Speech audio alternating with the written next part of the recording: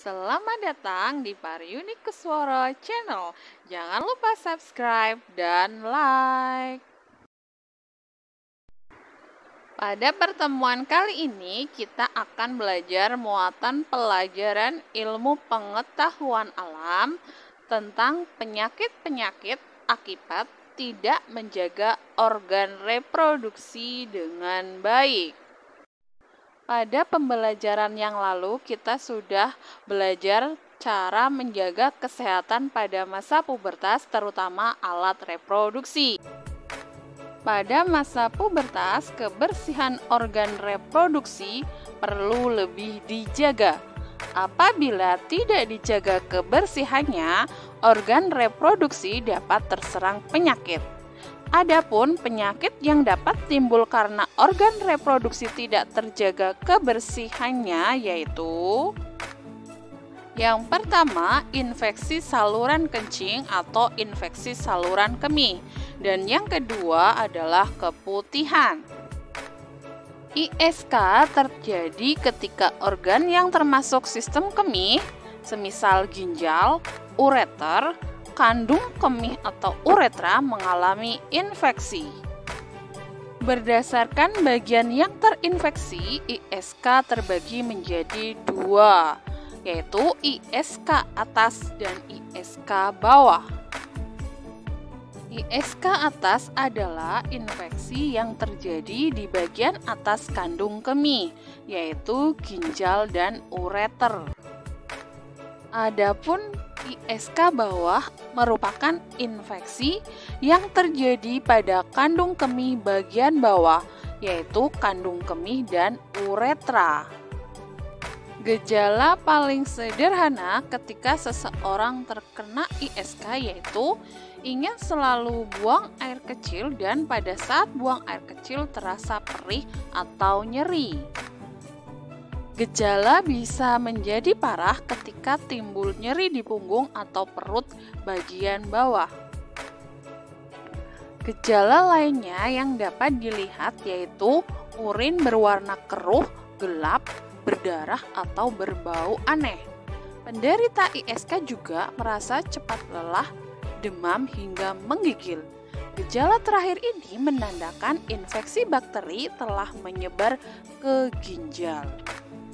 Pencegahan ISK dapat dilakukan dengan tidak menahan buang air kecil dan minum air putih lebih banyak.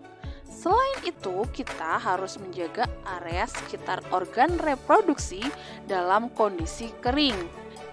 Di antaranya dengan mengenakan celana dalam berbahan katun dan tidak ketat. Penyakit yang kedua yaitu keputihan.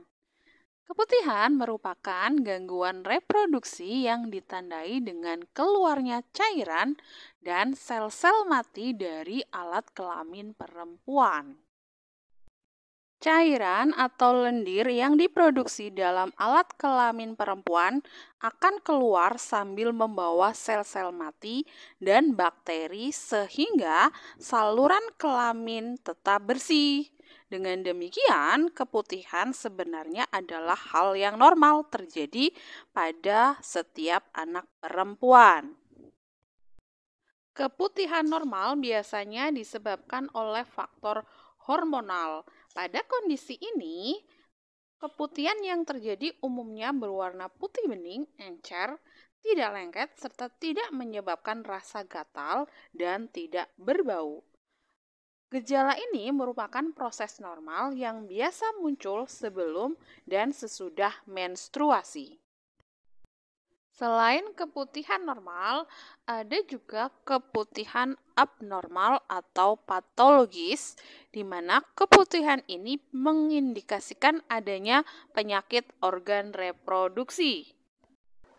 Gangguan organ reproduksi perempuan ini dapat disebabkan oleh infeksi bakteri, virus, jamur, atau parasit. Gejala keputihan abnormal diantaranya keluarnya lendir berlebihan, perubahan warna dan kekentalan lendir, disertai rasa gatal dan berbau. Pencegahan keputihan dapat dilakukan dengan menghindari stres dan menjaga kebersihan alat kelamin. Penting juga untuk membersihkan alat kelamin dari arah depan ke belakang untuk mencegah masuknya bakteri. Selain itu, kenakan celana dalam dari bahan katun dan tidak ketat. Kemudian, seringlah mengganti pembalut saat menstruasi. Ini juga membantu meminimalkan munculnya keluhan keputihan patologis.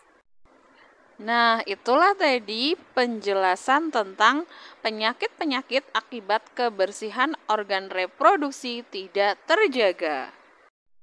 Terima kasih sudah menonton. Sampai jumpa.